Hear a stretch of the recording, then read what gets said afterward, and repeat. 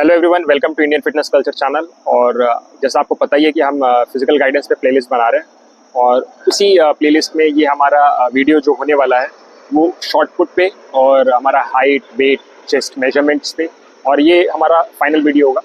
और अगर आपने पिछले वीडियोस नहीं देखे हैं जिसमें हमने 1600 metre event, 100 metre event, high jump, long jump cover कर रखे हैं, आप वो जाके वीडियो देख सकते हैं।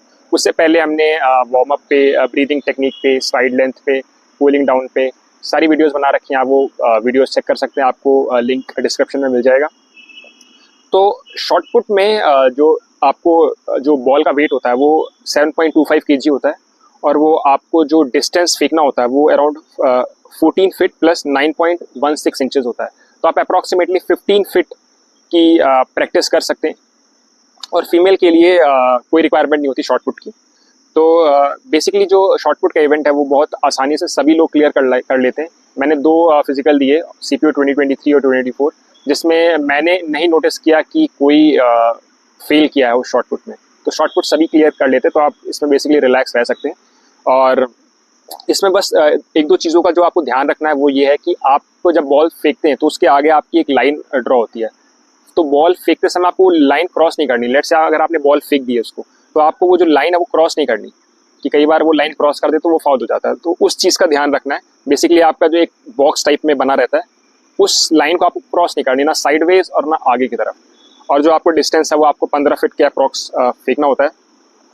नेक्स्ट है ये टिप ये है कि आप ज़्यादा बॉल को दूर ना फेंकें, ज़्यादा वहाँ पे शो ऑफ ना करें, क्योंकि वहाँ पे वो लास्ट अटेम्प्ट होता है। तब तक जो वहाँ का स्टाफ होता है, मैनेजमेंट भी होता है, वो भी काफ़ी टायर्ड हो जाते हैं। तो आप फालतू में किसी को परेशान ना करें।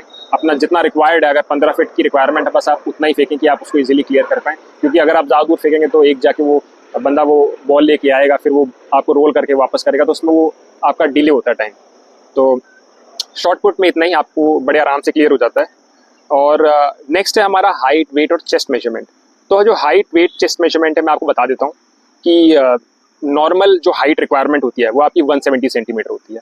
और जो हिली एरियाज़ में जो बिलोंग करते हैं, जैसे गढ़वाल, कुमाऊँ, हिमाचल प्रदेश, गोरखास, डोगरास, मराठास, और आपका Kashmir valley, Leh Ladakh regions, north eastern states and Sikkim, इनके लिए आपका 165 सेंटीमीटर की हाइट रिक्वायरमेंट होती है।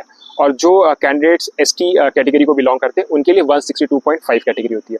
सिमिलरली जो फीमेल के लिए हाइट होती है वो 157 नॉर्मल होती है, 155 हिली एरियाज में होती है जो वहाँ से बिलोंग करते हैं।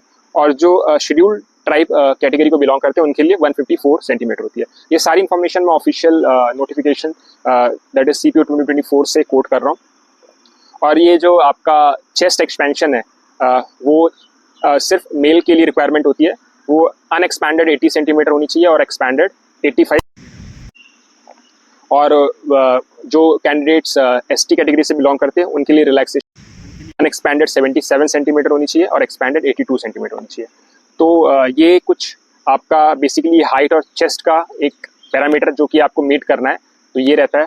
उसके बाद एक इम्पॉर्टेंट चीज़ की जो वेट का कैटेगरी होता है, आपका जो वेट वहाँ पे वो मेजर करेंगे, वो वेट की आपको टेंशन नहीं लेनी, क्योंकि अगर आप ओवर वेट भी हैं या बाई चांस अंडर वेट है तो वहाँ पे उस बेसिस पे आपको डिस्क्वालीफाई नहीं किया जाता।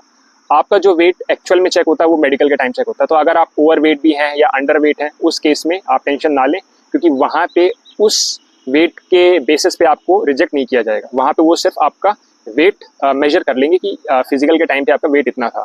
जब आप मेडिकल के टाइम पे जाएंगे तो वहाँ पे आप बिल्कुल फिट होके जाइए। जितना भी आपका प्रिस्क्राइब्ड वेट है हाइट के हिसाब से, उतना आप मेंटेन करके जाइए। और बेसिकली जो आपका वो फिजिकल का डोजियर होता है उसमें भी वो मेंशन होता है कि आपका हाइट के हिसाब से आपका कितना आइडियल वेट होना चाहिए। तो आप वहीं पे उस चीज़ को देख लीजिए और उस चीज़ को मेंटेन करके मेडिकल के टाइम में जाइए।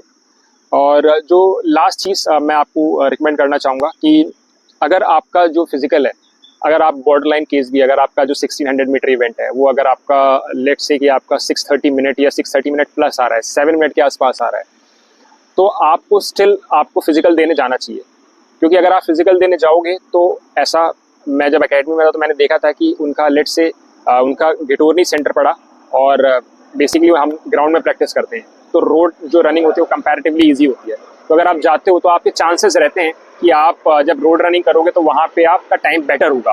लेट से अगर बड़े आराम से 10-15 सेकंड का फ़र्क पड़ जाता है, तो आप फिजिकल देने ज़रूर जाए, इवन आप बॉर्डर लाइन केस हो, ठीक है। मेरे केस में काफ़ी सारे मेरे दोस्त ऐसे थे जिनका 6.5 मिनट के आसपास आ रहा था और उन्होंने फिजिकल 1600 मीटर बड़े आराम से क्लियर कर लिया था। ऐसे ही हाई जंप में भी काफ़ी स्टूडेंट थे जिनका फिजिकल से एक दिन पहले जब वो हाई जंप करते थे तो उनका वो टच हो जाता था, बॉडी पार्ट टच हो रहा था, बट उनका भी जब वो फिजिकल देने गए तो वहाँ पे थोड़ा सा लक फैक्टर भी होता है और उन्होंने वहाँ पे क्लियर किया। तो लास्ट और बहुत इंपॉर्टेंट टिप यही है कि आपने जो भी प्रैक्टिस करी हो फिजिकल से पहले, अगर आपका कहीं पे भी कमी रह रही हो, बट आप फिजिकल देने ज़रूर जाएं, वो आपको बेटर ही करेगा आपके लिए। और लास्ट चीज़ है कि आप बेसिकली अपने फिजिकल के लिए आपको कॉन्फिडेंट रहना पड़ेगा, और वो कॉन्फिडेंस तभी आएगा जब आप प्रैक्टिस करेंगे। जितना ज़्यादा आप प्रैक्टिस करेंगे ग्राउंड में, जितना ज़्यादा आप रनिंग करेंगे और बाकी सारी चीज़ें प्रॉपर्ली तरीके से करेंगे, उतना ही ज़्यादा आप कॉन्फिडेंट फील करेंगे अपने फिजिकल के लिए। तो this was the end of the video. अगर आपको ये जो हमारा सीरीज़ था जिसमें मैंने अपना पर्सनल एक्सपीरियंस शेयर किया CPO 2023 और 2024 का, अगर ये आपको अच्छा लगा हुआ तो हमारा ये वीडियो लाइक करें और चैनल को, हमारा इंडियन फिटनेस कल्चर चैनल है, इसको सब्सक्राइब करें। अगर आपका और भी कोई डाउट है तो आप कमेंट सेक्शन में लिख सकते हैं, हम कोशिश करेंगे उसमें वीडियो बनाने के लिए। और हमारी ये नेक्स्ट जो की वीडियो होगी उसमें हम फर्दर इस प्लेलिस्ट को कंटिन्यू करेंगे। And stay tuned for upcoming videos and thank you for watching.